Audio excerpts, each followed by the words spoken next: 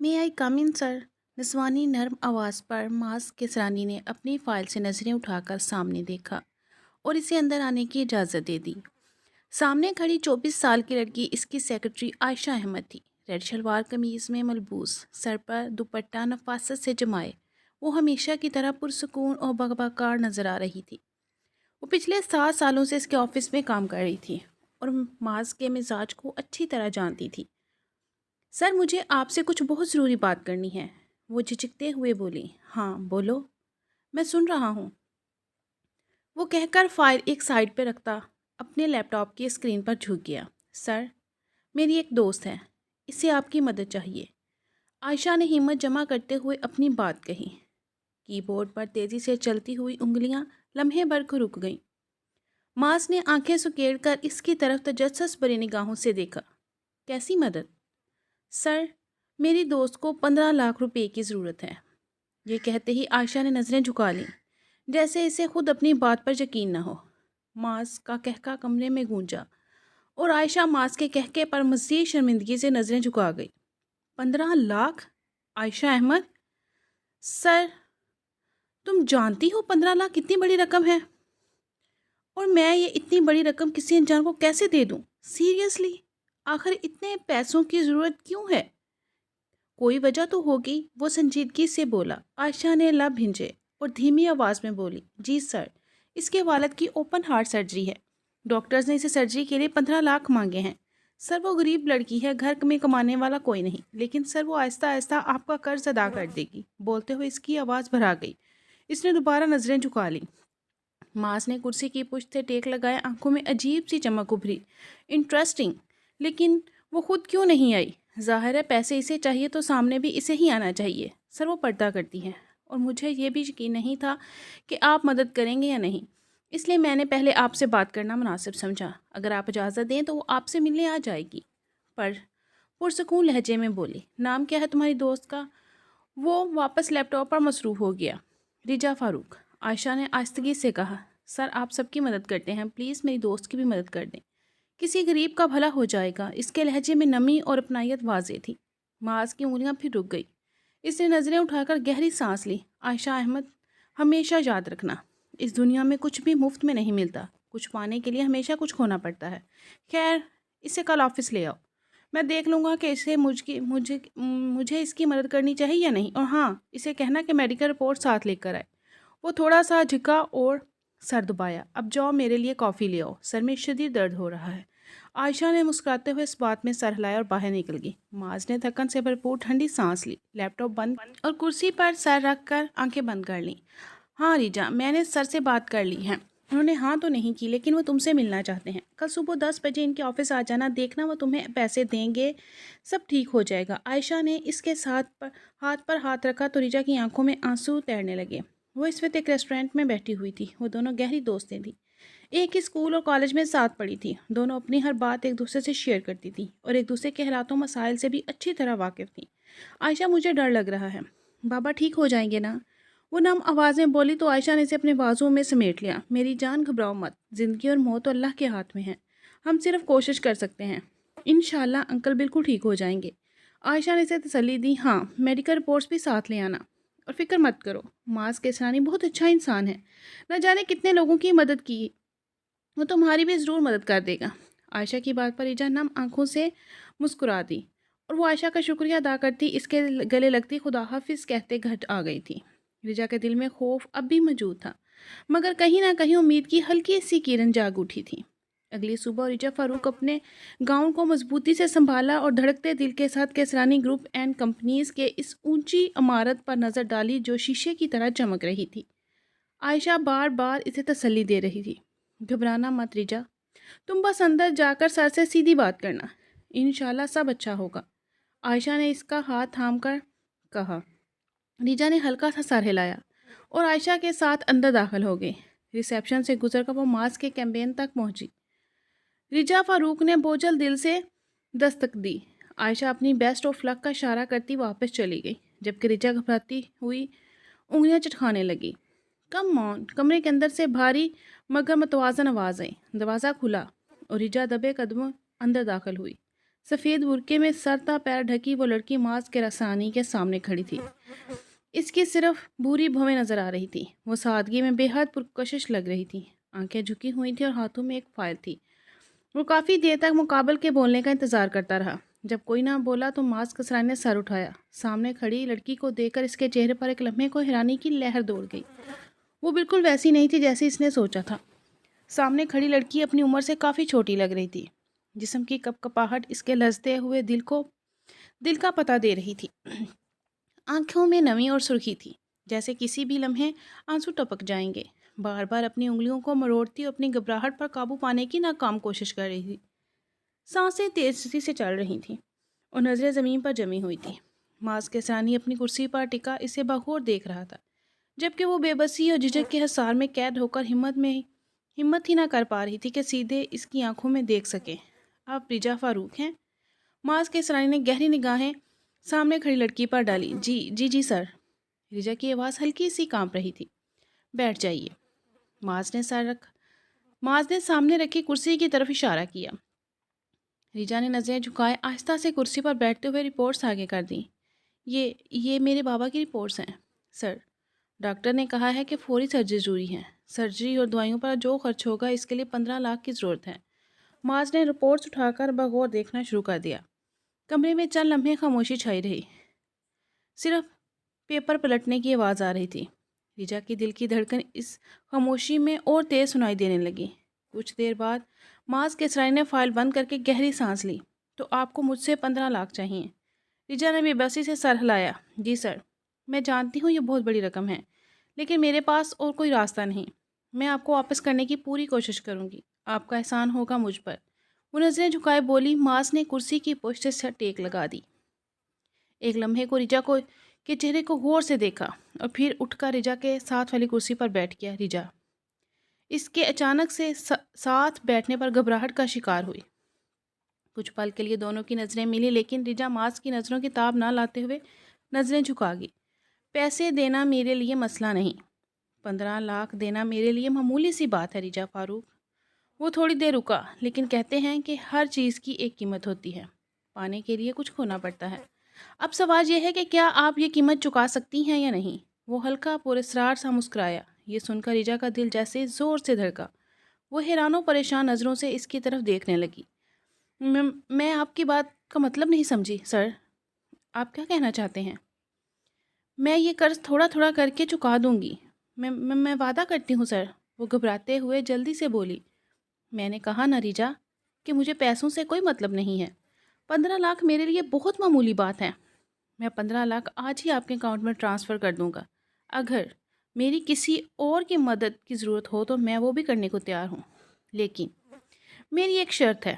وہ اٹھ کر واپس اپنی کرسی پر بیٹھ گیا۔ کیسی شرط سر؟ وہ انگلیاں چٹکاتی پریشانی سے بولی۔ تمہیں مجھ سے کانٹریکٹ میرج کرنی ہوگی۔ ماس کسرانی کی بات پر وہ اپنی جگہ جیسے پتھر کی مورت بن گئی تھی۔ ایک پل کے لیے وہ ہلنے کے قابل نہیں رہی تھی، جیسے زمین اس کے قدموں تلے سے کھینچ لی گئی ہو۔ آنکھوں میں بے یقینی اور چہرے پر صدمے کے آثار لیے کچھ لمحے وہ صرف اسے گھورتی رہی۔ پھر یکدم غصے سے چیخی۔ کیا آپ کو ذرا بھی شرم نہیں آئی؟ ایک لڑکی سے اتنی گھٹیا بات کرتے ہوئے؟ اس کی آواز میں واضح لڑکھڑاہٹ تھی۔ اتنی گری ہوئی سوچ رکھنے والے انسان کو میں اپنا ہمسفر تو دور کی بات ایک لمحے کے لیے بھی برداشت نہیں کر سکتی۔ ماس کسرانی میں آپ کو اچھا انسان سمجھ بیٹھی تھی، لیکن مجھے نہیں پتا تھا کہ آپ اتنی گری ہوئی سوچ کے مالک ہیں۔ ریجا کی آنکھوں میں غصے کی چمک اور دل میں شدید نفرت کے جذبات امڈ آئے تھے، جیسے وہ ہر لفظ کے ساتھ اس کی توہین کا بدلہ لے رہی ہو۔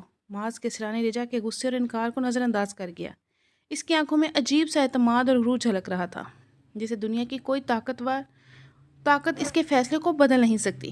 ریجا فاروق، وہ آہستہ مگر کاٹدار لہجے میں بولا، میں جانتا تھا کہ تمہیں یہ بات قبول نہیں ہوگی، مگر یاد رکھنا میری بات مذاق نہیں ہے۔ کانٹریکٹ میرج میرا انتخاب نہیں، لیکن تمہاری مجبوری بنے گی۔ پھر تمہارے پاس انکار کا کوئی راستہ نہیں بچے گا۔ اس کے الفاظ ریجا کے دل پر ہتھوڑوں کی طرح برس رہے تھے۔ وہ اپنی جگہ بے بس کھڑی آنکھوں میں نمی لیے اسے تک رہی تھی، لیکن ماس کے چہرے پر بے نیازی چھائی ہوئی تھی، جیسے اسے پورا یقین تھا کہ سامنے والا اس کی بات کو رد نہیں کر سکتا۔ تم اچھی طرح سوچ لو۔ وہ تھوڑا سا جھک کر اس کی آنکھوں میں دیکھتے ہوئے بولا، میں تمہیں وقت دیتا ہوں۔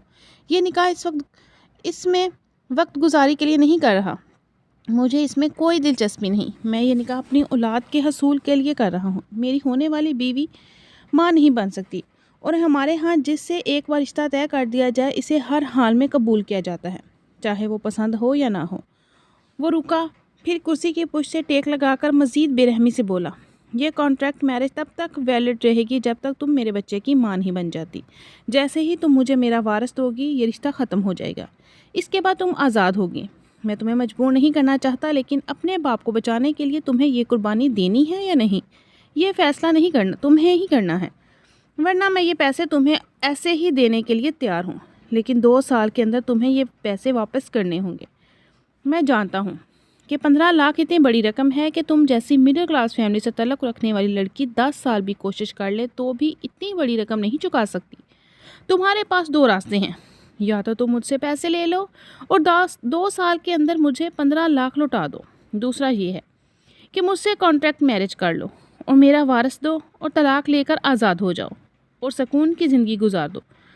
اس کے لہجے کی سنگینی اور الفاظ کی کرواہٹ نے ریجا کو جیسے اندر تک ہلا دیا۔ وہ لرزتی ہوئی سانسوں کے ساتھ کچھ کہنا چاہتی تھی، مگر آواز لبوں پر ہی دم توڑ گئی۔ معاذ نے جیسے اس کی حالت کو نظر انداز کرتے ہوئے کاغذات اٹھائے اور اطمینان سے بولا، یوں چیخنے چلانے سے کچھ نہیں ہوگا، ٹھنڈے دماغ سے سوچو۔ تمہیں یہ رقم واپس نہیں کرنی پڑے گی، باقی سب تمہاری مرضی ہے۔ میں نے اپنی شرط بتا دی ہے، 1 دن کا وقت ہے تمہارے پاس، اچھی طرح سوچ سمجھ لو۔ یہ کہہ کر وہ مکمل سکون کے ساتھ دوبارہ اپنے کام میں مصروف ہو گیا، جیسے ابھی کچھ ہوا ہی نہیں ہو، جبکہ ریجا آنکھوں میں آنسو، کانپتے ہاتھوں اور بوجھل دل کے ساتھ وہاں سے نکلی۔ باہر نکلتے ہی قدموں میں لرزش تھی، جیسے زمین بھی اس کا ساتھ چھوڑ رہی ہو۔ وہ گھر واپس آئی، مگر دل اور دماغ پر معاذ کے الفاظ کی باز گشت اتنی گہری تھی کہ ہر سانس اس کے لیے اذیت بن گئی تھی۔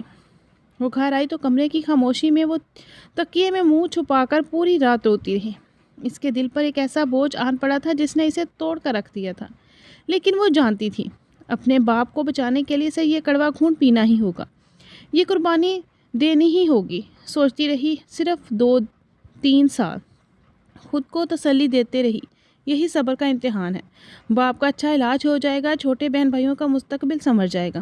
مگر اس تسلی کے باوجود دل کا زخم اسے ہر لمحہ لہو لہان کرتا رہا۔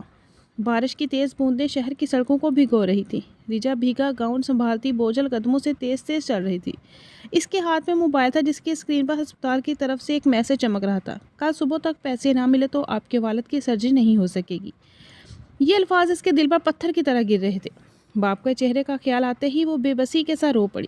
اب صرف معاذ کسرانی ہی مدد کر سکتا ہے۔ یہی سوچتی وہ جلدی سے معاذ کی کمپنی میں داخل ہوئی۔ ریسیپشن پر موجود لڑکی سے اجازت لیتی وہ اندر داخل ہوئی۔ وہ جو کام میں بری طرح مصروف تھا، ریجا کو دیکھ کر چونک گیا۔ آنکھوں میں حیرانی لیے وہ اس کی طرف بڑھا تھا۔ کیا ہوا ریجا، آپ رو کیوں رہی ہیں؟ وہ پریشانی سے پوچھ رہا تھا۔ میں آپ سے نکاح کرنے کے لیے تیار ہوں، میرے والد کی کل سرجری ہے اور اگر پیسے جمع نہ کروائے تو پھر ان کی سرجری نہیں ہو سکے گی۔ پلیز مجھے پیسے دے دیں، بدلے میں نکاح کرنے کے لیے تیار ہوں۔ وہ روتے ہوئے ہاتھ جوڑ کر بولی تو اس کی بات پر معاذ کیسرانی نے اپنی میز کی دراز سے کانٹریکٹ پیپر نکال کر اس کے سامنے رکھے۔ اس کے اوپر ایک پن رکھا تو وہ کانپتے ہوئے اس کانٹریکٹ پیپر کو اٹھا کر پڑھنے کی کوشش کرنے لگی۔ آنکھوں کے سامنے بار بار اندھیرا چھانے لگا۔ اے سی کی کولنگ کے باوجود بھی ریجا کے پورے جسم میں سرسراہٹ ہونے لگی۔ اسے لگ رہا تھا جیسے اس کے جسم میں خون منجمد ہونے لگا ہے۔ اس کی ٹانگیں آہستہ آہستہ کانپنے لگی تو معاذ نے اس کی حالت کو سمجھتے ہوئے اس کے سامنے پانی رکھا اور اسے کندھے سے پکڑ کر کرسی پر بٹھایا اور خود بھی وہ سامنے رکھی چیئر پر بیٹھ گیا۔ ریجا نے نظریں اٹھائیں۔ اس کے سامنے بیٹھا شخص اس وقت بلیک ننر سوٹ میں ملبوس تھا۔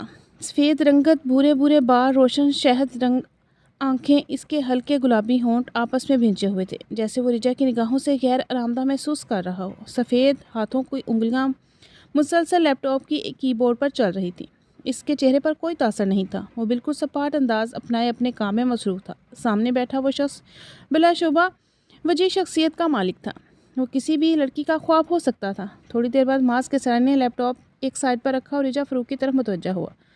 وہ مسلسل ہاتھوں کی انگلیاں چٹکھاتی پریشانی سے اسے دیکھ رہی تھی۔ ریجا، اس کانٹریکٹ پیپر میں لکھا ہے کہ تم مجھ سے نکاح کرو گی اور بدلے میں تمہارے باپ کے علاج میں خرچ ہونے والی رقم 15 لاکھ روپے مجھ سے لے رہی ہو۔ نکاح کے بعد تمہیں میری بیوی بن کر تب تک رہنا ہے جب تک تم مجھے بچہ پیدا کرنے کے لیے نہیں دیتی۔ بچہ پیدا کر کے دے دو گی تو تم آزاد ہوگی۔ بچہ پیدا ہونے کے بعد اس بچے سے تمہارا کوئی تعلق نہیں ہوگا اور نہ ہی تمہارا مجھ سے تعلق ہوگا۔ بچہ پیدا ہوتے ہی میں تمہیں طلاق دے دوں گا۔ تمہیں آزادی ہوگی، یہ سب کچھ تم اپنی مرضی سے کر رہی ہو، تم پر کوئی زور زبردستی نہیں کی جا رہی۔ اس نے پرچے پر لکھی ساری باتیں دہرائیں تو ریجا نے کانپتے ہاتھوں سے جلدی سے سائن کر دیے۔ دل بے اختیار دھڑکنے لگا۔ اس نے نگاہیں اٹھائیں اور واپس اس شخص پر مرکوز کر دیں جو کانٹریکٹ پیپر اٹھا کر دیکھ رہا تھا۔ اس کے چہرے پر کوئی تاثر نہ تھا، وہ ہر پروفیشنل انداز میں پیپر کو دیکھ رہا تھا۔ اس نے اپنے موبائل پر ویڈیو کیمرہ آن کیا اور ریجا فاروقی کے سامنے رکھا۔ پلیز اس کیمرے میں دیکھ کر بولے کہ یہ سب آپ اپنی مرضی سے کر رہے ہیں یا نہیں، آپ پر کوئی زور زبردستی تو نہیں کی گئی۔ وہ اس بات میں سر ہلاتے ہوئے کیمرے کی طرف دیکھنے لگی۔ جی میں یہ کانٹریکٹ میرج اپنی مرضی سے کر رہی ہوں، مجھ پر کوئی زور زبردستی نہیں کی گئی۔ وعدے کے مطابق میں ماس کسرانی کے ساتھ تب تک رہوں گی جب تک میں اس کے بچے کی ماں نہیں بن جاتی۔ جب وہ بچہ پیدا ہو جائے گا تو میرا اس پر کوئی حق نہیں ہوگا اور نہ ہی میرا ماس کسرانی سے کوئی تعلق ہوگا۔ یہ الفاظ کتنی مشکل سے بولے تھے یہ صرف وہی جانتی تھی۔ ماس نے موبائل اٹھا لیا۔ اس کے بعد وہ مرے ہوئے قدموں سے اٹھی اور دروازے کی جانب بڑھی۔ اس سے پہلے وہ دروازہ کھول کر باہر نکلتی ماس کسرانی کی آواز پر اسے رکنا پڑا اور واپس اس کے پاس آئی۔ میرا ڈرائیور کل شام کو 4 بجے آپ کو آپ کے گھر سے پک کر لے گا۔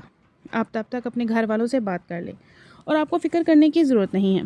جب تک آپ میرے پاس رہیں گی آپ کی فیملی کی ساری ضرورتوں کا خیال رکھا جائے گا اور شہر سے باہر میرا ایک فارم ہاؤس ہے، ہمارا نکاح وہیں ہوگا۔ وہ بولا تو ریجا نے نم آنکھوں سے اس بات میں سر ہلایا اور کمرے سے نکل گئی۔ ریجا کی جانے کے بعد وہ اپنی ٹائی کی ناٹ ڈھیلی کرنے کے بعد ٹھنڈی سانس ہوا کے سپرد کرتا آنکھوں کو سختی سے میچ کر اپنی بے چینی اور تناؤ کو کم کرنے لگا۔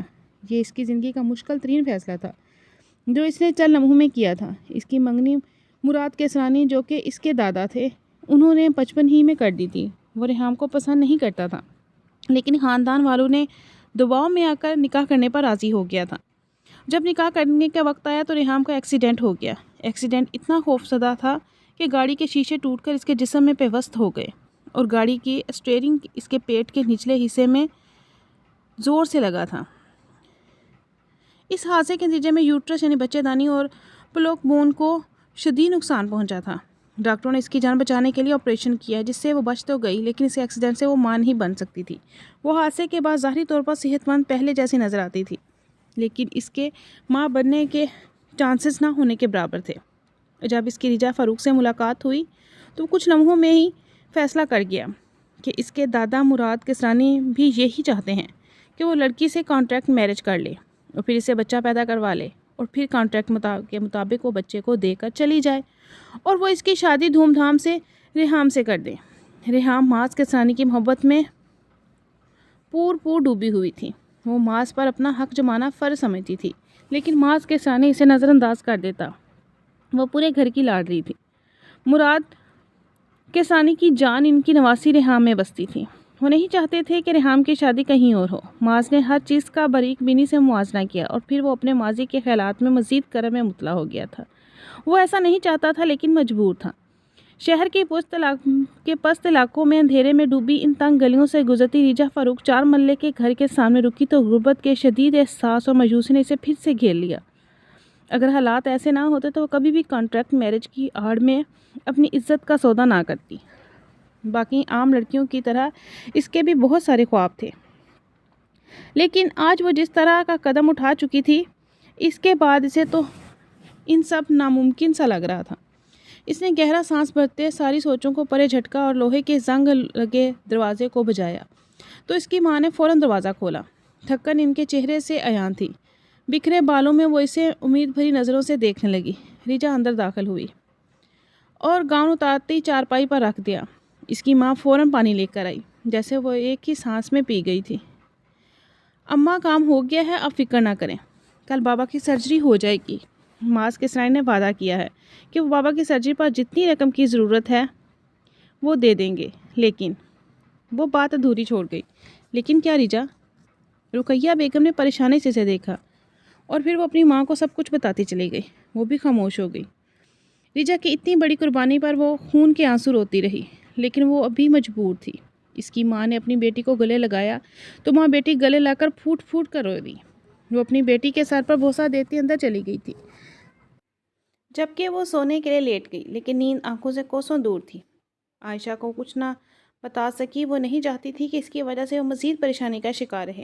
اس نے اپنی ماں کو بھی سختی سے منع کیا تھا کہ وہ عائشہ کو اس کانٹریکٹ میرج کے بارے میں کچھ نہ بتائے۔ 4 بج چکے تھے، معاذ کسرانی کا ڈرائیور بھی آ چکا تھا، جبکہ محلے والے جو اتنی بڑی گاڑی دیکھ کر تجسس کا شکار ہو رہے تھے۔ رقیہ بیگم نے ان کا یہ کہہ کر منہ بند کر دیا کہ رجا کو نوکری مل گئی ہے، جس کی وجہ سے وہ دوسرے شہر جا رہی ہے۔ اس کی آنکھیں حیرت سے پھیل گئیں، اور پھر محلے والے بھی مطمئن ہو گئے تھے۔ وہ اپنے چھوٹے بہن بھائیوں کے گلے لگ کر پیار کرتی اپنی ماں کے پاس آئی۔ رقیہ بیگم اسے والہانہ پیار کرتی رو دی تھی۔ میری بچی، اللہ تجھے ڈھیر ساری خوشیاں دے، جس طرح تو ہمارے لیے قربانیاں دے رہی ہے نہ، دیکھنا ایک دن اللہ ضرور تجھے اس کا اجر دے گا۔ وہ اس کا ماتھا چومتی بولی تو ریجا دل سے مسکرا دی۔ وہ سب کو خدا حافظ کہتی اپنا سامان لیتی گاڑی میں بیٹھ گئی۔ اس کی ماں نے اسے آج رخصتی کے نام پر ایک نیا گاؤن اور نئے جوتے لا کر دیے تھے، جسے وہ پہن کر بغیر نکاح کے اپنے گھر سے رخصت ہو رہی تھی۔ اس کی ماں نے اسے بہت سی دعاؤں میں رخصت کیا۔ وہ گاڑی میں بیٹھ گئی۔ 3 گھنٹے تک مسلسل گاڑی چلتی رہی۔ پھر شام کے 7 بجے گاڑی ایک بہت بڑے فارم ہاؤس کے اندر آ کر رکی تھی۔ ملازمہ نے اسے کمرے میں جانے کا اشارہ کیا، اور وہ اس کا اشارہ سمجھتی اندر داخل ہوئی۔ 2 میک اپ آرٹسٹ کھڑی تھیں، جو اسے نکاح کے لیے تیار کرنے والی تھی۔ میم، اب جلدی سے نہا لیں، پھر ہم آپ کو نکاح کے لیے ریڈی کر دیتے ہیں۔ 1.5 گھنٹے بعد آپ کا نکاح ہے۔ ان کی بات پر سر ہلاتی نہانے چلی گئی۔ نہا کر جیسے ہی وہ باہر آئی تو ایک خوبصورت ریڈ لہنگا بیڈ پر پھیلا ہوا تھا۔ رجا تو اتنا خوبصورت لہنگا دیکھ کر دھنگ رہ گئی۔ وہ لہنگا پہن کر جیسے ہی باہر آئی، دونوں لڑکیوں نے اس کا میک اپ سٹارٹ کر دیا۔ ایک لڑکی نے اس کا میک اپ کیا تھا، جبکہ دوسری لڑکی نے اس کے ہاتھوں اور پاؤں میں مہندی لگانے لگی، اور پھر 1.5 گھنٹے بعد وہ دلہن بنی تیار بیٹھی تھی۔ رجا کی نظریں بار بار شیشے میں موجود اپنے عکس پر جاتی تو نظریں پلٹنا بھول جاتی تھی۔ وہ لاکھی اتنی حسین رہی تھی۔ میم، آپ بہت پیاری لگ رہی ہیں، قسم سے آج معاذ سر تو آپ پر دل اور جان سے فدا ہو جائیں گے۔ وہ ہلکا سا مسکرا دی۔ آپ پلیز یہ مہندی دھلوا دیں، سوکھ گئی ہے، اور گھونگھٹ نکال دیں، اور اس بات میں سر ہلاتی گیلے کپڑے اور پانی سے اس کی مہندی دھونے لگی تھی۔ تھوڑی دیر بعد وہ دونوں لڑکیاں اسے باہر لے آئیں، جہاں مولوی اور کچھ لوگ بیٹھے تھے۔ رجا کو معاذ کے ساتھ والی چیئر پر بٹھا دیا گیا۔ مولوی نے نکاح شروع کیا۔ رجا فاروق بنت فاروق احمد، آپ کا نکاح معاذ کسرانی ولد رحیم کسرانی کے ساتھ 50 لاکھ روپے کے عوض کیا جا رہا ہے۔ کیا آپ کو یہ نکاح قبول ہے؟ مولوی کے سوال پر وہ 3 دفعہ کانپتے لہجے اور دھڑکتے دل سے قبول ہے بول گئی۔ اس کے بعد مولوی صاحب نے معاذ کی طرف آئے، معاذ کسرانی والد رحیم کسرانی، آپ کا نکاح رجا فاروق بنت فاروق احمد کے ساتھ 50 لاکھ روپے کے عوض کیا جا رہا ہے، کہ آپ کو یہ نکاح قبول ہے؟ مولوی کے سوال پر معاذ 3 دفعہ قبول ہے بول کر رجا فاروق کے جسم کا مالک بن بیٹھا۔ نکاح کے بعد 2 وکیل رجا کے سامنے بیٹھے کچھ پیپر سائن کروانے لگ گئے۔ وہ جانتی تھی کہ قانونی کارروائی کس لیے کی جا رہی تھی۔ وہ نہ سمجھ نہیں تھی، اچھی طرح جانتی تھی ان سب کا مطلب۔ پیپر سائن کرنے کے بعد کھانا لایا گیا۔ رجا نے پھر بھی گھونگھٹ نہ الٹایا، بلکہ وہ کھانا بھی گھونگھٹ کے نیچے سے کھاتی رہی۔ اس کے بعد وہ دونوں لڑکیاں اسے ایک سجے سجائے کمرے میں بٹھا کے چلی گئیں، جہاں کی خوبصورتی دیکھ کر وہ دھنگ رہ گئی۔ خوشبودار کینڈلز، گلابوں اور پھولوں کی پتیوں سے اس کمرے کی سجاوٹ کی گئی تھی۔ کمرے میں پھیلی مدھم نائٹ بلب کی روشنی میں وہ بیڈ کے وسط میں لہنگا پھیلائے معاذ کسرانی کا انتظار کرنے لگی۔ تھوڑی دیر بعد وہ کمرے کو لاک لگاتا اندر آیا، اور اپنا کوٹ اتارتا ایک سائڈ رکھتا اپنی شرٹ کے بٹن کھولنے لگا۔ پھر وہ چلتا ہوا اس کے پاس بیٹھا، اس کے مہندی لگے ہاتھوں اور پیروں کو دیکھنے لگا، جس پر خوبصورتی سے نقش و نگار بنے ہوئے تھے۔ آپ نے اپنے گھر والوں کو بتا دیا تھا اس کانٹریکٹ میرج کے بارے میں؟ کیونکہ میں نہیں چاہتا بعد میں اس بچے کو لے کر میری کوئی بھی تماشا ہو۔ میں آپ کے گھر والوں کی کفالت تک کرنے کو تیار ہوں، لیکن جب تک آپ میرے پاس ہوگی اور آپ کے بابا کی سرجری ہو چکی ہے۔ فی الحال ہوش ہیں، بے ہوش ہیں، انشاءاللہ کچھ دنوں تک مکمل ٹھیک ہو جائیں گے، اور دوسرا، یہاں سے جانے کے بعد آپ کے اکاؤنٹ میں آپ کا حق مہر اور مزید پیسے بھی جمع کروا دوں گا، تاکہ آپ آگے کی زندگی آرام سے گزار سکیں۔ میں نے یہ شادی محبت میں آ کر نہیں کی، یہ بات آپ جانتی ہیں، لہٰذا مجھ سے مزید کسی چیز کی امید مت رکھیے گا۔ مجھے یہ نخرے، رونا دھونا یا منانا مجھ سے نہیں ہوگا۔ جب میرا دل چاہے گا، میں آپ کو میرے قریب آنا ہوگا، بغیر کسی نخروں کے۔ اس کے علاوہ آپ میرے آس پاس بھی نہیں بھٹکیں گی۔ ریجا نے تکلیف سے آنکھیں میچیں تو کچھ آنسو گالوں پر بہنے لگے۔ وہ اٹھا اور کمرے کی لائٹ آف کر دی۔ وہ اپنی شرٹ اتارنے لگا۔ جی میں سمجھ گئی، آپ پریشان نہ ہوں، جیسا آپ چاہیں گے ویسا ہی ہوگا۔ آخر آپ نے میری 70 لاکھ میں خریدا ہے آخر آپ نے مجھے 70 لاکھ میں خریدا ہے، اور ایک خریدی ہوئی لڑکی کوئی عزت نہیں ہوتی، وہ تو محض غلام یا باندی ہوتی ہیں جو اپنے مالک کے ہر حکم کو بجا لاتی ہے۔ وہ لرزتی ہوئی آواز میں بولی تو معاذ کے طنز پر لب بھینچا۔ وہ اس کامدار دوپٹے کو ایک سائڈ کرتا اس کے ساتھ لیٹ گیا۔ معاذ نے اس کا گھونگھٹ تک نہ ہٹایا، اسے دیکھنا تک گوارا نہ کیا، نہ ہی تعریفی جملے بولے، بس اپنے مطلب پر آیا تھا۔ ریجا کی آنکھیں نم ہوئیں۔ ریجا کی کلائیوں میں سجی چوڑیوں کو چھنکار سے کمرہ گونجنے لگا۔ معاذ نے ناگواری سے پہلو بدلا۔ یہ چوڑیاں اور جولی اتارو، مجھے شور بالکل نہیں پسند، اور آج کے بعد جب میں یہاں آؤں یہ چوڑیاں اور بھاری جولی مت پہننا۔ اندھیرے کمرے میں اس کی آواز گونجی، نہیں پہنوں گی، سمجھ گئی۔ چوڑیاں اور جولی ریموو کرتی وہ اس کے ساتھ لیٹی تو گھبراہٹ کا شکار ہونے لگی۔ جسم کانپنے لگا تھا، لیکن وہ خود کو مضبوط ظاہر کرنے کی کوشش کر رہی تھی۔ لہنگا اتارو اپنا، وہ بولا۔ جی شرٹ کے پیچھے ڈوریاں ہیں، اندھیرے میں مجھ سے نہیں کھلیں گی، میں روشنی میں کھول کے آتی ہوں۔ وہ اٹھنے لگی۔ رہنے دو، میں کھول دیتا ہوں۔ وہ واپس بیٹھ گئی تو وہ اس کے نزدیک بیٹھا، اس کی چولی کی ڈوریاں کھولنے لگا۔ جب کافی دیر تک وہ کوشش کرتا رہا تو نہ کھلی تو ایک جھٹکے میں پورا زور لگا کر ان کو توڑنا چلا گیا۔ چر کی آواز میں چولی بھی پھٹ گئی۔ اپنی ناقدری پر ریجا کا دل چاہا دھاڑے مار مار کر روئے، اور پھر لہنگے کے ساتھ بھی معاذ نے یہی کیا تھا۔ وہ بے جان گڑیا کی طرح بیٹھی رہی اور اپنے بیڈ پر دھکا دے گیا۔ وہ سیدھی پیچھے گری تھی اور اس پر جھکتا جگہ جگہ سے اسے چوم رہا تھا۔ وہ اس کی گردن پر اپنے دانت گاڑ گیا۔ ریجا نے بیڈ شیٹ کو مٹھیوں میں دبوچا، پھر وہ اس کے چیسٹ پر موجود آخری کپڑے کو بھی اس کے بدن سے جدا کر گیا۔ وہ نازک سا وجود رکھنے والی لڑکی اس کے مردانہ وجود کے نیچے دب کر رہ گئی تھی۔ وہ اس کے نازک پنکھڑیوں جیسے ہونٹوں پر جھک گیا تھا اور خود کو سیراب کرنے لگ گیا۔ ریجا فاروق کا خوبصورت اور نرم و نازک سا وجود اسے کسی اور ہی دنیا میں لے گیا تھا، نہ چاہتے ہوئے بھی اس کے وجود کی دلکشی میں کھو سا گیا۔ ریجا نے نچلے ہونٹ کو دانتوں تلے دبا کر اپنی چیخوں کا گلا گھونٹا تھا، کیونکہ مقابل کو چیخنے چلانے یا رونے دھونے والی لڑکیاں پسند نہیں تھیں۔ وہ معاذ کے سرانے سے یہ تک نہ کہہ سکی کہ اسے درد ہو رہا ہے۔ معاذ اس کے وجود کو بری طرح مسل رہا تھا۔ وہ برداشت نہ کر سکی، رونے لگ گئی تھی۔ معاذ نے یہ تک نہ سوچا کہ وہ پہلی دفعہ ان مراحل سے گزر رہی ہے، نرمی اختیار کرے۔ مجبوراً وہ چیخ اٹھی تھی۔ پورے کمرے میں ریجا کی چیخیں اور چسکاریاں گونجنے لگی تھیں، آنکھوں سے آنسو بہنے لگے، مگر معاذ اس کی پرواہ ہی کب تھی۔ وہ اپنی ساری وحشتیں اس کے نازک وجود پر اتارتا رہا۔ ریجا فاروق کا وجود اس کے لیے سکون کا باعث بن رہا تھا۔ وہ صبح 5 بجے اٹھی تو کمرے میں مکمل اندھیرا تھا۔ لائٹ آن کرتی دیوار کا سہارا لیتی واش روم تک آئی اور نہانے چلی گئی۔ تھوڑی دیر بعد معاذ بھی اٹھ گیا تھا۔ جیسے ہی کمبل ہٹا کر اٹھنے لگا تو بیڈ پر سرخ نشان دیکھ کر وہ لب بھنچ گیا، اور پھر وہ پینٹ اور شرٹ پہنتا کوٹ اٹھا کر کمرے سے ہی نکل گیا۔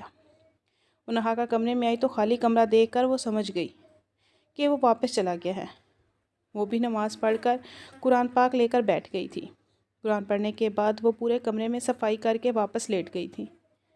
درد اور تکلیف کی شدت سے وہ پوری رات صحیح سے سو نہیں پا سکی تھی۔ وہ تھکا ہارا حویلی میں داخل ہوا۔ قدم جیسے ہی کمرے میں کی سمت بڑھے، سامنے ریحام بیٹھی دکھائی دی۔ وہ جانتا تھا کہ نکاح کی خبر سننے کے بعد وہ پوری رات سوئی نہیں ہوگی۔ ہمیشہ خود کو تیار رکھنے والی وہ لڑکی آج سادہ سی ٹی شرٹ اور ٹراؤزر میں بکھرے بالوں اور سوجی ہوئی آنکھوں کے ساتھ بیٹھی تھی۔ بچپن سے وہ سنتی آئی تھی کہ معاذ کسرانی صرف اسی کا ہے، لیکن آج وہ کسی اور کا ہو چکا تھا۔ معاذ نے نظریں چرا کر کمرے کی طرف جانے لگا، مگر ریحام کی لرزتی آواز اس کے قدم آگے بڑھنے سے انکاری ہو گئے۔ معاذ، بس اب تم اس کے قریب نہیں جاؤ گے، ایک دفعہ بہت ہے، کیونکہ تم پر صرف میرا حق ہے۔ وہ غصے اور بے بسی سے چیخی۔ تم سمجھنے کی کوشش کیوں نہیں کر رہی؟ میں یہ سب مجبوری میں کر رہا ہوں۔ میں اپنے ماں باپ کا اکلوتا بیٹا ہوں ریحام۔ اگر میری اپنی اولاد نہیں ہوگی تو میری نسل آگے کیسے چلے گی؟ میں تم سے محبت نہیں کرتا، لیکن پھر بھی میں سب کچھ تمہارے لیے ہی تو کر رہا ہوں، تاکہ ہمارے آنے والا کل مکمل ہو سکے۔ ریحام کی آنکھوں سے آنسو ٹپکنے لگے۔ وہ بھاری لہجے میں بولی، جب وہ لڑکی ماں بن جائے گی تب تم اس سے بچہ لے کر اسے طلاق دے دو گے اور مجھ سے شادی کر لو گے نا؟ وہ انگلیاں چٹکانے لگی۔ اس کی نم آنکھوں اور لرزتی آواز کے باوجود معاذ نے کوئی جواب نہ دیا۔ خاموشی سے ایک طرف ہوتا سیڑھیاں چڑھنے لگا۔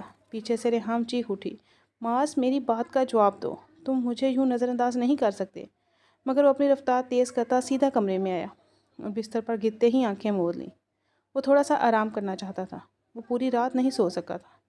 وہ شاور کے نیچے کھڑا تھا، پانی کی دھاریں اس کے چہرے اور وجود سے گزرتی جا رہی تھیں۔ نہ چاہتے ہوئے بھی ذہن بار بار رجا فاروق کے گرد گھومنے لگا۔ جیسے ہی اس نے آنکھیں موندی، رجا کی چیخیں اور سسکیاں اس کے کانوں میں گونج اٹھیں۔ وہ لمحہ ایک اسیب کی طرح اس کے دل و دماغ پر چھایا ہوا تھا۔ پانی کی بوندیں اس کے چہرے سے بہہ رہی تھیں، مگر اصل درد تو اس کی آنکھوں میں تھا۔ وہ جانتا تھا کہ اسے ایسا نہیں کرنا چاہیے تھا۔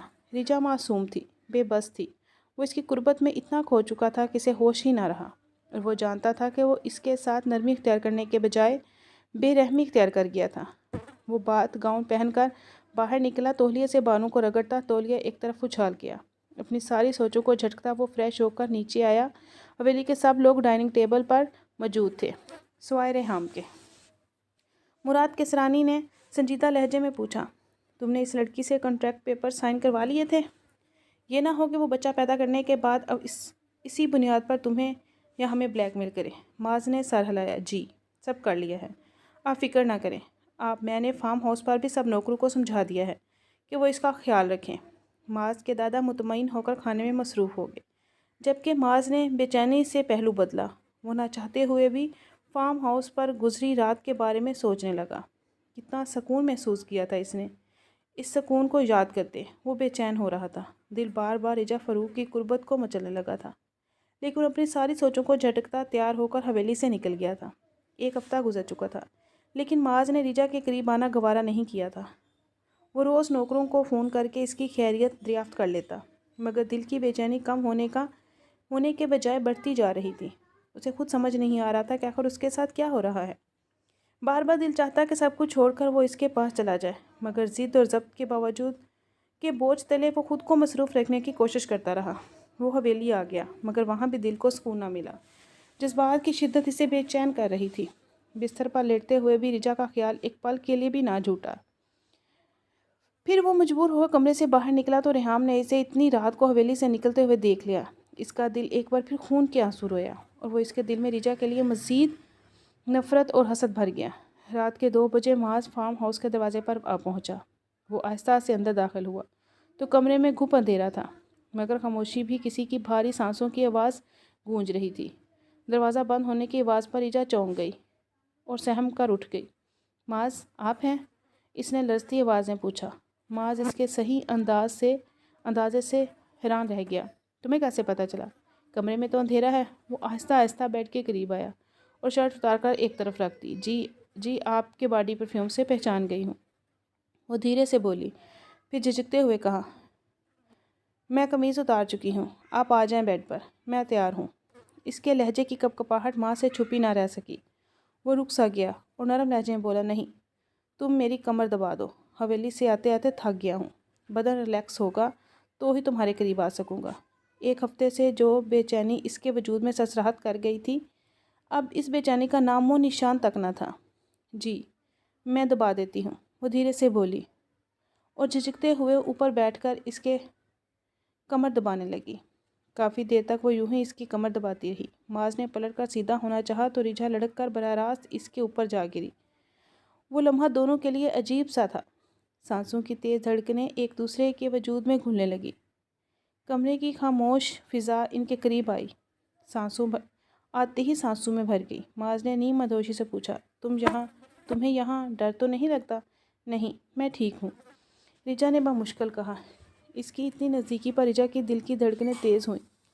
معاذ نے اس کی کمر کو مضبوطی سے پکڑا تو وہ کانپنے لگ گئی اور اس کے چہرے پر انگلیاں ٹریس کرتے ہوئے بولا، پہلی دفعہ جب تم میرے قریب آئی تھی تو تم بہت روئی تھی، اس کے لیے میں تم سے معافی چاہتا ہوں۔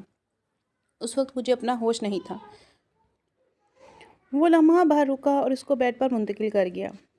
وہ اس کی گردن پر لب رکھ گیا۔ وہ کانپتے ہوئے بیڈ شیٹ مٹھیوں میں جکڑ گئی۔ وہ اپنی قمیض پہلے ہی اتار چکی تھی۔ وہ اپنی بات جاری رکھتے بولا، لیکن میں آج کوشش کروں گا کہ تمہیں زیادہ تکلیف نہ ہو۔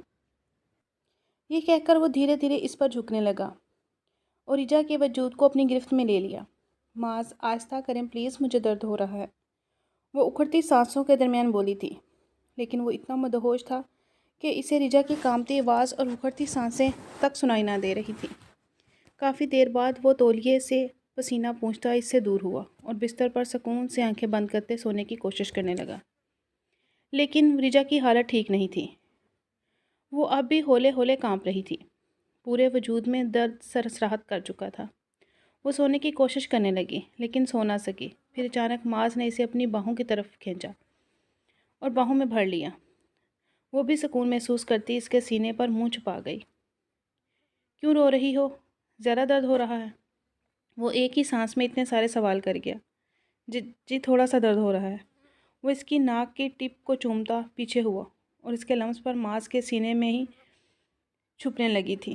رجا کی اس حرکت پر معاذ کے لب مسکراہٹ میں ڈھلے۔ پھر وہ سکون سے آنکھیں موند کیا۔ صبح کی نرم کرنیں کھڑکی سے چھن چھن کر کے اندر آ رہی تھیں۔ معاذ جیسے ہی جاگا تو آنکھیں مسنے لگا۔ آج وہ بہت زیادہ سو گیا تھا۔ عموماً وہ 8 بجے اٹھ جاتا تھا۔ آج دوپہر کے 12 بج رہے تھے۔ نظریں ساتھ سوئے وجود پر پڑی تو دل تیزی سے دھڑکنے لگا۔ اس پل وہ حیران رہ گیا کہ کوئی اتنی حسین بھی ہو سکتا ہے۔ نہ جانے کتنے پل وہ حرکت نہ کر سکا۔ لمبے گھنے اور سیاہ ریشم جیسی سلکی بال اس کی کمر سے نیچے تک بکھرے ہوئے تھے جن میں روشنی پڑ کے چمک مزید بڑھا رہی تھی۔ وہ پرسکون نیند میں اس کے بازو پر سر رکھے سو رہی تھی۔ معاذ کے ہلنے پر وہ ذرا سی کسمس آئی تو اس نے نرمی سے اس کا سر تکیے پر رکھا اور خود ٹکٹکی باندھ کر اس کے سراپے کو دیکھنے لگا۔ وہ ٹکٹکی باندھ کر دیکھتے ہوئے اسے اور بھی زیادہ خوبصورت لگ رہی تھی۔ گلابی سے نازک ہونٹ اور دودھ جیسی رنگت، چھوٹی سی سیتواں ناک جہاں ایک چھوٹی سی سفید لونگ چمک رہی تھی، اور نازک سا سراپا جو اس وقت معاذ کی شرٹ میں چھپا ہوا تھا۔ ماتھے پر ہلکے ہلکے پسینے کے قطرے اسے اور بھی دلکش بنا رہے تھے۔ وہ مکمل طور پر اس کے رنگ میں رنگی ہوئی لگ رہی تھی۔ معاذ کو ایسا لگا جیسے وہ لڑکی اس کی زندگی کا سب سے خوبصورت تحفہ ہے۔ اب وہ زندگی بھر اس سے دور نہیں جا سکے گا۔ محبت نے پہلی ہی نظر میں اس کے دل پر دستک دی تھی۔ وہ بہت ہی پیار سے اس کے لبوں پر جھکا اور ہلکے سے اس کے ہونٹوں پر ہونٹ رکھ گیا۔ اس کے ہونٹ مسکراہٹ میں ڈھل گئے۔ وہ بیڈ سے اٹھ گیا اور فریش ہونے کے لیے واش روم چلا گیا۔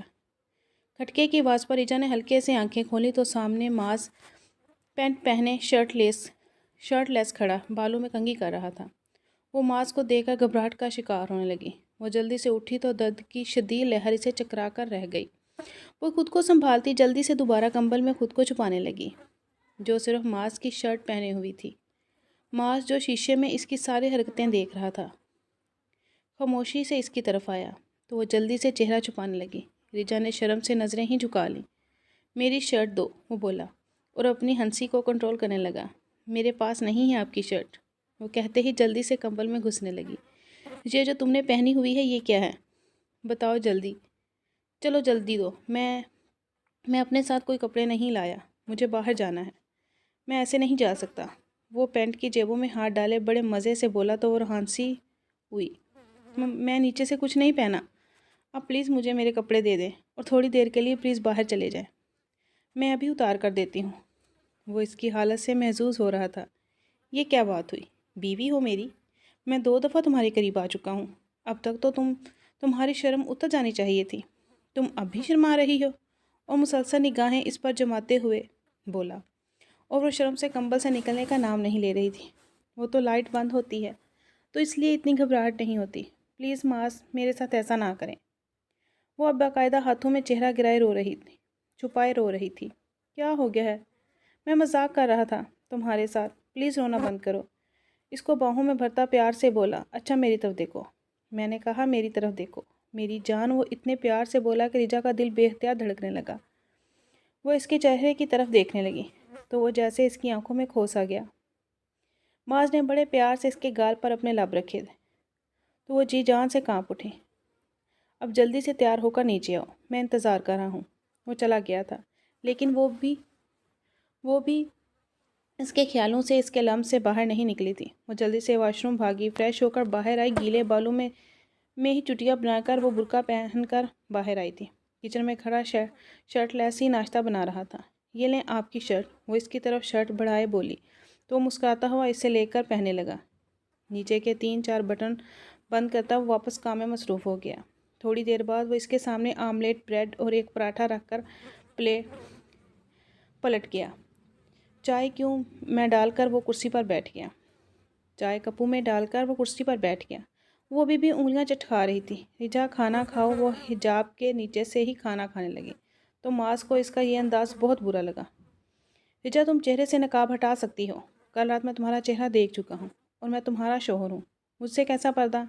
मैंने सब नौकरों को आज के दिन छुट्टी दे रही है, तो तुम्हें घबराने की ज़रूरत नहीं। फार्म हाउस पर कोई भी नहीं है। वो सर असबाब में लाते हुए चेहरे से नकाब हटा गई और खाने में मसरूफ़ हो गई। हल्की हल्की बातों से वो इसकी झिझक ख़त्म कर चुका था। अब वो बगैर घबराए जवाब दे रही थी। एक खूबसूरत और भरपूर दिन गुजार कर वो इसे फार्म हाउस छोड़कर हवेली वापस आ गया, जहाँ मुराद केसरानी रेहाम की शिकायत पर इसकी पेशी लगाए बैठे थे। तुम रोज़ फार्म हाउस क्या करने जाते हो? माज कही, इस लड़की से दिल तो नहीं लगा लिया? मुराद साहब बोले तो नज़रें चुराने लगा। ये आप कैसी बातें कर रहे हैं? जब से निकाह हुआ है मैं इसके नज़दीक सिर्फ एक दफ़ा गया हूँ। कल रात भी मेरी बहुत इंपॉर्टेंट फ़ाइल वहाँ रह गई थी। मुझे इस फ़ाइल पर काम करना था, इसलिए गया था। मैं वहाँ इसके नज़दीक तक नहीं गया। दूसरे कमरे में बैठकर काम करता रहा। थोड़ी देर सो गया, फ्रेश हुआ और आ गया। बस मैंने रिजा की शक्ल भी नहीं देखी। वो लड़की हर वक्त पर्दा करती है। अब अगर इन्वेस्टिगेशन हो गई हो तो मैं जाऊँ? वो रेहाम की तरफ पलट कर दांत पर दांत जमाए बोला, नानो ये झूठ बोल रहा है। कल रात को 1 बजे ये हवेली से चला गया था। वो गुस्से से चीखी, रेहाम तुम्हें समझ क्यों नहीं आती? मुझे इस लड़की के करीब जाने का कोई शौक़ नहीं है। मजबूरी में गया था। अब अगर तुमने मुझसे इस तरह बदतमीज़ी से बात की, रेहाम तो कसम खाता हूँ तुमसे कभी शादी नहीं करूँगा। मैं तुम्हारी बदतमीज़ी बर्दाश्त नहीं कर सकता। इसका मतलब ये नहीं कि तुम कुछ भी बोलो। वो भी गुस्से से बोला, अच्छा नमाज, गुस्सा मत करो। मैं इसके नज़दीक रोज़ नहीं जाऊँगा। वो इसकी शर्ट के बटन से खेलने लगी। माज का सब्र जवाब दे गया। वो ठंडी सांस खारिज करता हुआ बोला, अच्छा इसके करीब नहीं जाऊँगा तो बच्चा आसमान से टपकेगा? रेहाम, तुम में अक्ल है या नहीं? इस तरह तो वो पूरी ज़िंदगी फार्म हाउस बैठी रहेगी और हो गई फिर हमारी शादी। इसके नज़दीक जाऊँगा रेहाम तो बच्चा होगा, तुम्हारी ये कड़वा घूंट पीना होगा। वरना इस तरह रोज़ मेरी शिकायतें दादाजी के सामने करती रही तो अपने लिए कोई और लड़का ढूंढ लो। फिर मुझसे शादी नहीं करनी तुमने। रेहाम वो 2 टोक बात करता वहाँ से निकल गया, जबकि आंखों में आंसू लिए माज को दूर जाता देखती रही। काश वो एक्सीडेंट ना हुआ होता तो आज वो माँ भी बन सकती थी। माज को वो सारी खुशियाँ दे सकती थी जिसका वो हकदार था। तुम परेशान ना हो रेहाम, देखना वो तुमसे ही शादी करेगा। मगर फिक्र ना करो, बल्कि सब्र करो। वो सब तुम्हारे लिए ही तो कर रहा है। मुराद केसरानी ने से समझाया तो वो इस बात में सर हिलाती खामोश हो गई। अब वो हवेली बहुत कम आता था। फार्म हाउस पर ही रहता। रिजा के वो इसके सामने आने से ही कतराती थी। आहिस्ता आहिस्ता वो झिझक ख़त्म हो गई। वो ऑफिस से सीधा फार्म हाउस आता। कभी वो डिनर करने बाहर चले जाते तो कभी वो शॉपिंग पर चले जाते। वो इसका ख्याल रखने की पूरी कोशिश करता। इनकी शादी को 2 महीने हो गए थे। वो प्रेग्नेंट थी। माज इस खुश रखने की कोशिश करने लगा। वो कोशिश करता रहा कि रिजा को किसी किस्म की तकलीफ़ ना हो। वो इसके खाने पीने का ख्याल रखता, वक्त पर दवाइयाँ देता। वो चाहता था कि ये कुछ महीने रिजा के साथ अपनी पूरी ज़िंदगी जी ले। इसके बाद इनकी शादी ख़त्म हो जाती, जबकि रिजा इस चीज़ों को घंटों बैठकर सोचती थी। यहाँ से जाने के बाद ना जाने इसकी ज़िंदगी कैसी हो जाएगी। 70 लाख में वो खुद को कॉन्ट्रैक्ट मैरिज के नाम पर बेच चुकी थी। इन कुछ महीनों के बाद वो नापाक हो जाएगी और ना ही इसके पास कुछ ऐसा बचेगा कि वो अपने दूसरे शोहर को कुछ दे सकेगी। इसने सोच लिया था जब वो यहाँ से जाएगी तो अपना बुटीक खोलेगी और ख़ुद को बेहद मसरूफ़ कर लेगी, जहाँ ना इसे माज की याद आएगी और ना ही अपने बच्चे की। ये सोचते हुए इसकी रूह फना होने लगती। वो दोबारा शादी कभी नहीं करेगी क्योंकि इसे धत्कार से डर लगता था। और ज़ाहिर है अगर वो दूसरी शादी करेगी तो इसके दूसरे शोहर को पता चल जाएगा कि वो कुंवारी नहीं है। वो फैसला कर चुकी थी। वो माज केसरानी की ज़िंदगी से निकलने के बाद किसी दूसरे मर्द को अपनी ज़िंदगी में शामिल नहीं करेगी। वो अपनी जवानी का सबसे खूबसूरत तोहफ़ा जब नमाज केसरानी से लुटा चुकी है तो कभी भी दूसरे मर्द को बेवकूफ़ नहीं बनाएगी। दिन यूं ही गुजरते जा रहे थे। वो माज केसरानी को सोते हुए घंटों देखती, जैसे इस खूबसूरत मर्द को देखने के अलावा रिजा फ़ारूक के पास कोई काम ना हो। वो जी भर के माज को देखती, जैसे इसके एक एक नक्श को दिल में बसा लेना चाहती हो। क्या पता फिर इससे चेहरा दोबारा देखना नसीब हो या ना हो। कभी इसके दिल में ममता जाग जाती। अपने पेट पर पलते बच्चे के बारे में सोचकर घंटों रोती। मुझे माफ़ कर देना मेरे बच्चे। اپنی ماں کو معاف کر دینا۔ میں مجبور تھی۔ انہی سوچوں میں گم کب 9 مہینے گزرے اسے پتہ ہی نہ چلا تھا۔ 9 مہینے گزرنے کے بعد ریجا کو ہسپتال لے جایا گیا۔ درد زدہ کی تکلیف میں وہ پسینے سے شرابور تھی۔ معاذ اس کے ساتھ قدم قدم پر کھڑا تھا، اس کا ہاتھ پکڑے ہمت دیتا رہا۔ چند گھنٹوں کی اذیت کے بعد بالآخر ریجا نے ایک صحت مند بیٹے کو جنم دیا تھا۔ معاذ کے ہاتھوں میں ننھی سی جان آئی تو اس کی آنکھیں خوشی اور درد سے بھیگ گئیں۔ وہ لمحہ شاید اس کی زندگی کا سب سے قیمتی لمحہ تھا۔ لیکن جب دماغ میں یہ سوچ پیدا ہوئی کہ اب اسے ہمیشہ ہمیشہ کے لیے ریجا فاروق سے علیحدگی اختیار کرنی پڑے گی، تو وہ ضبط سے مٹھیاں بھینچ گیا۔ آنکھیں ضبط سے سرخ ہو چکی تھیں۔ وہ جانتا تھا کہ اگر وہ ریجا کو اپنے پاس رکھنے کی بات کرتا تو گھر میں کہرام مچ جاتا۔ وہ ریجا کے بغیر نہیں رہ سکتا تھا اور نہ ہی اب وہ اسے چھوڑ سکتا تھا۔ ابھی وہ اس بارے میں کچھ سوچتا، نوکروں کے ذریعے مراد کیسرانی تک خبر پہنچ چکی تھی۔ ریجا ماں بن گئی ہے، تو پورا خاندان ہسپتال جا پہنچا۔ بڑے حال میں قدموں کی چاپ اور چہروں کی سنجیدگی نے ریجا کا دل دہلا دیا۔ وہ کمزور وجود کے ساتھ بستر پر لیٹی تھی اور معاذ کو دیکھ رہی تھی، جس کے چہرے پر بھی تکلیف کے تاثرات تھے، جسے وہ چھپانے کی ناکام کوشش کر رہا تھا۔ مراد صاحب نے آگے بڑھ کر بچے کو اٹھا لیا۔ یہ بچہ ہمارا ہے، اسے حویلی میں لے کر جائیں۔ یہ رسم ہے ہمارے خاندان کی اور یہی فیصلہ ہے۔ تم نے کانٹریکٹ پر سائن کیے ہیں کہ تمہارا اس بچے سے کوئی تعلق نہیں ہوگا۔ اب اپنا وعدہ پورا کرو اور اس بچے کو ہمارے حوالے کر دو۔ ریجا کا دل جیسے کسی نے مٹھی میں جکڑ لیا۔ آنکھوں سے آنسو بہنے لگے، لب کپ کپا گئے۔ میرا بچہ مجھے دے دیں، میں اس کے بغیر نہیں رہ سکتی، پلیز اسے مجھے واپس دے دیں۔ یہ بہت چھوٹا ہے، میں مر جاؤں گی اس کے بغیر۔ وہ ان کے سامنے ہاتھ جوڑتے بولی، وہ لڑکی جو ہر وقت پردے میں رہتی تھی، اب وہی بغیر دوپٹے کے کھلے بالوں میں کھڑی مراد کیسرانی سے اپنے بچے کی بھیک مانگ رہی تھی۔ معاذ پلیز مجھے میرا بچہ دے دو، ان سے کہو نا مجھے میرا بچہ واپس دے دیں۔ ابھی بہت چھوٹا سا ہے، میں نہیں رہ سکتی اس کے بغیر۔ تم اپنی کزن سے بھی شادی کر لو، مجھے کوئی اعتراض نہیں ہے، بس اپنی حویلی میں مجھے اپنے بچے کی آیا بنا کر رکھ لو۔ میں حویلی کے سارے کام کروں گی، لیکن پلیز مجھے میرے بچے سے جدا مت کرو۔ معاذ، وہ اپنی تکلیف کو نظر انداز کرتی اس کے قدموں میں گر گئی۔ معاذ وہیں بت بنا کھڑا رہا، مگر کسی نے اس کی فریاد نہ سنی۔ عورتیں اور مرد سب بچے کو گود میں لیے ایک دوسرے کو مبارکباد دینے لگے۔ پھر رسم و رواج کے نام پر وہ ننھی سی جان کو ریجا کے پہلو سے جدا کر کے حویلی لے گئے۔ وہ منظر ریجا کی روح کو چیر گیا۔ وہ کمزور آواز میں بار بار دہراتی رہی، میرا بچہ معاذ، میرا بچہ مجھے واپس دے دو۔ لیکن جواب میں صرف دروازے کے بند ہونے کی آواز آئی۔ اس دن ریجا نے محسوس کیا کہ وہ صرف ایک معاہدہ تھا۔ ماں ہونے کے باوجود اپنے ہی وجود کا حصہ کھو چکی ہے۔ اسے اپنے ہی بچے پر کوئی حق حاصل نہ تھا۔ اس کے دل کی چیخیں ہسپتال کی دیواروں میں قید ہو گئیں، مگر کوئی اس کا دکھ سننے والا نہ تھا۔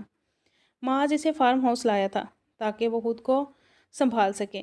ریجا تھوڑا سا صبر رکھو، سب ٹھیک ہو جائے گا۔ میں پوری کوشش کروں گا کہ گھر والوں سے بات کروں گا، تم فکر نہ کرو، میں واپس حویلی جا رہا ہوں، تم ریسٹ کرو۔ لیکن ریجا گمسم بیٹھی رہی۔ وہ ٹھنڈی سانس خارج کرتا گاڑی میں بیٹھا تھا۔ وہ تھوڑی دیر کے لیے جو حویلی جانا چاہتا تھا تاکہ وہ کسی طرح اپنے گھر والوں کو منا کر بچے کو واپس لے آئے، وہ ریجا کو اس حالت میں نہیں دیکھ سکتا تھا۔ یہی سوچ کر حویلی واپس آیا۔ بابا پلیز آپ لوگ سمجھنے کی کوشش کریں، میرا بچہ ابھی چھوٹا ہے، اسے اپنی ماں کی ضرورت ہے۔ آپ کہیں گے تو میں ریجا سے ملنے نہیں جاؤں گا، ریحام سے بھی شادی کر لوں گا، پلیز۔ ابھی وہ ان سے بات کر ہی رہا تھا کہ اسے فارم ہاؤس سے فون آیا۔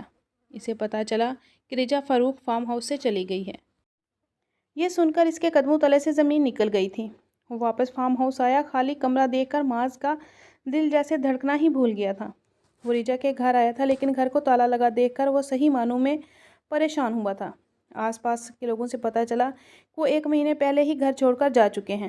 وہ 1 مہینے پہلے ہی ریجا کو اکاؤنٹ میں حق مہر اور مزید رقم بھی ڈلوا چکا تھا۔ اسے اندازہ نہیں تھا کتنی جلدی وہ گھر چھوڑ دیں گے، لیکن وہ نہیں جانتا تھا کہ جس دن معاذ نے اکاؤنٹ میں رقم بھیجی تھی، اس سے اگلے دن وہ اس گھر کو بیچ کر کہیں اور شفٹ ہو چکے تھے اور عائشہ احمد کے گھر بھی گیا۔ لیکن حیرانی کی بات یہ تھی کہ وہ اس کانٹریکٹ میرج کے بارے میں کچھ جانتی ہی نہیں تھی، اور دوسرا وہ بھی نہیں جانتی تھی کہ وہ لوگ کہاں گئے تھے؟ ان سب کے بعد وہ ٹوٹ چکا تھا، خود کو قصوروار ٹھہراتا۔ وہ نہ صرف ایک لڑکی کی زندگی برباد کر چکا ہے بلکہ ایک بچے کو اس کی ماں سے بھی جدا کر چکا ہے۔ اب وہ کسی لڑکی کو کبھی بھی اپنی زندگی میں شامل نہیں کرنا چاہتا تھا۔ وہ ریحام سے بھی شادی کرنے سے انکار کر چکا تھا۔ شروع میں اس کے دادا ریحام اور رحیم کسرانی کافی غصے میں رہے۔ وہ کسے ریحام سے شادی کرتا جب وہ اس سے محبت ہی نہیں کرتا؟ شادی کر کے وہ ریحام کی زندگی برباد نہیں کرنا چاہتا تھا۔ پھر بعد میں مراد کسرانی نے ریحام کی شادی اس کے کزن سے کرا دی جو اسے بہت چاہتا تھا۔ وہ ریحام کی اس کمزوری کو بھی قبول کر چکا تھا کہ وہ کبھی ماں نہیں بن سکتی۔ راحم کو اس چیز سے کوئی فرق نہیں پڑتا تھا کیونکہ وہ اس سے محبت کرتا تھا۔ اور معجزہ یہ ہوا کہ شادی کے صرف 1 مہینے بعد ہی اسے خبر ملی کہ وہ ماں بننے والی، اور پھر 9 مہینے بعد اس کی ایک پیاری سی بیٹی پیدا ہوئی۔ وہ اپنی زندگی بہت خوش تھی۔ وہ اپنے رب کا شکر ادا کرتی خدا نے اسے اولاد جیسی نعمت سے نوازا، جبکہ معاذ اپنے بچے کو خود ہی سنبھال رہا تھا۔ دن کے وقت وہ ریحام کے پاس ہوتا اور شام کو وہ آفس سے فری ہو کر اپنے بچے کو ریحام سے لے لیتا۔ ریحام دونوں بچوں کو سنبھال لیتی تھی۔ جب سے ریجا معاذ کی زندگی سے گئی تھی وہ تو ہنسنا ہی بھول گیا تھا۔ آج وہ دونوں اپنے بچوں کی شاپنگ کے لیے ایک مال میں بیٹھے ہوئے تھے جہاں بچوں کے کپڑوں کی بہت اچھی ورائٹی ملتی تھی۔ ریحام یہ دیکھو یہ کیسا ہے؟ وہ ریحام سے پوچھ رہا تھا۔ نہیں، کلر عجیب سا ہے، مجھے بالکل پسند نہیں آئے۔ یہ دیکھو یہ کیسا ہے؟ معاذ نے اسبات میں سر ہلایا۔ وہ ڈھیر ساری شاپنگ کر کے گھر کی طرف روانہ ہوئے کہ راستے میں ہی گاڑی خراب ہو گئی۔ معاذ کیا ہوا؟ ریحام گاڑی گرم ہو گئی ہے، پانی ڈالنا پڑے گا، تم یہاں بیٹھو، میں یہ سامنے والے گھر سے پانی لے کر آتا ہوں۔ وہ سر ہلاتی بچوں کی طرف متوجہ ہو گئی تھی۔ معاذ نے ٹھنڈی سانس خارج کی اور سامنے والے گھر کا دروازہ بجایا تھا۔ کون ہے؟ اندر سے ایک نسوانی آواز ہے۔ جی آنٹی، مجھے تھوڑا سا پانی مل جائے گا، میری گاڑی گرم ہو گئی ہے۔ وہ کہہ کر خاموش ہو گیا۔ اچھا بیٹا 2 منٹ میں دیتی ہوں۔ جیسے ہی دروازہ کھولا وہ دھنک رہ گیا۔ آپ؟ رقیہ بیگم کے ہاتھ سے پانی کا جگ زمین پر گرا تھا۔ ریحام بھی دونوں بچوں کو لے کر گاڑی سے باہر نکل آئی تھی۔ ریجا کہاں ہے آنٹی؟ مجھے اس سے بات کرنی ہے، وہ سنجیدگی سے بولا۔ جب کوئی جواب نہ آیا تو وہ غصے سے دروازہ کھولتا اندر داخل ہو گیا۔ رقیہ بیگم اس سے روکتی رہ گئی لیکن وہ راستے میں آئی ہر چیز کو ٹھوکر مارتا چلا گیا۔ امی اتنا شور کیوں ہے؟ کون آیا ہے؟ سامنے سے آتا معاذ دیکھ کر وہ دھنک رہ گئی۔ اتنی مشکل سے تو وہ زندگی کی طرف لوٹی تھی، اب پھر معاذ اس کی زندگی میں واپس آ گیا تھا۔ وہ سنجیدگی سے اس کے چہرے پر نظریں گاڑے کھڑا تھا۔ معاذ پلیز غصہ نہ کرو، 2 سال بعد ملی ہے وہ تمہیں سکون سے بیٹھ کر بات کرو۔ ریحام نے اسے سمجھانا چاہا۔ کیسے آرام سے بات کروں؟ ریحام، یہ لڑکی مجھے اپنی محبت میں قید کر کے بغیر بتائے فارم ہاؤس سے چلی گئی اور تم کہہ رہی ہو آرام سے بات کروں؟ 2 سال ریحام، 2 سال کہاں نہیں ڈھونڈا میں نے اسے میں ہی پاگل تھا۔ ریحام جو اس لڑکی سے پیار کر بیٹھا وہ لب بھینچ گیا اور سامنے کھڑی لڑکی زلزلوں کی زد میں آئی تھی۔ وہ یہی سمجھی تھی کہ معاذ اس سے ہمدردی کی بنا پر وہ باتیں کر رہا ہے، اور وہ اس وقت اتنی ڈسٹرب تھی کہ اسے کچھ سمجھ نہیں آ رہا تھا۔ اور تمہیں کیا مجھ پر یقین نہیں تھا جب میں نے تمہیں کہا تھا کہ صبر کرو، میں سب ٹھیک کر دوں گا؟ تم نے میرا یقین کیوں نہیں کیا؟ بتاؤ مجھے۔ وہ غصے سے چیخا۔ میں ڈر گئی تھی۔ معاذ، میرا بچہ کہاں ہے؟ خدا کے واسطے مجھے بتا دو، میرا بچہ کہاں ہے؟ اپنے بچے کے لیے میں پل پل تڑپی ہوں۔ معاذ، مجھے معاف کر دو، اس وقت حالات ہی ایسے تھے، مجھے لگا تم اپنے گھر والوں کا ہی ساتھ دو گے، تم مجھے طلاق دے دو گے، اس لیے بغیر سوچے سمجھے تمہیں چھوڑ کر آ گئی، مجھے معاف کر دو۔ وہ اس کے قدموں میں بیٹھ گئی تھی۔ معاذ نے اسے اٹھا کر سینے سے لگایا تھا۔ مما، بابا روحان کی آواز پر وہ اس سے دور ہوئی تھی۔ میرا بچہ، میرا پیارا بچہ۔ وہ والہانہ اسے چوم رہی تھی۔ میں نے تمہیں کبھی طلاق دینے کا سوچا بھی نہیں تھا، میں نے تو ریحام سے بھی شادی نہیں کی۔ پوچھ لو اس سے، مجھ سے مزید تڑپاؤ ریجا، واپس آ جا۔ میری زندگی میں اور میرے بیٹے کو تمہاری ضرورت ہے، وہ اس کے سر پر بھروسہ دیتے بولا تو ریجا نے نظریں جھکا لیں۔ کیا تم مجھ سے پھر سے اپنی زندگی میں جگہ دو گے؟ وہ روتے ہوئے بولی۔ تم تو کبھی میری زندگی سے گئی ہی نہیں، تمہاری یاد کے ساتھ ہی تو میں نے یہ 2 سال گزارے ہیں۔ ریجا، مجھے تو تم سے پہلی ہی نظر میں محبت ہو گئی تھی، معاذ نے اس کی آنکھوں میں آنکھیں ڈال کر کہا۔ وہ روتے ہوئے معاذ کے سینے سے لگ گئی تھی اور معاذ نے ہاتھ بڑھا کر ریحام سے اپنے بیٹے کو لے لیا تھا۔ یہ کتنا پیارا ہے معاذ، رچا اپنے بیٹے کو محبت سے چومتی بولی، ہاں اپنے باپ پر گیا ہے، پیارا تو ہوگا۔ معاذ کی اس بات پر ریحام اور رقیہ بیگم نے کہکہ لگایا تھا، جس میں رچا اور معاذ کی ہنسی بھی شامل تھی۔ رقیہ بیگم نے نم آنکھوں سے اپنے ہاتھ اٹھا کر اپنی بیٹی کے یوں ہی خوش رہنے کی دعا کی۔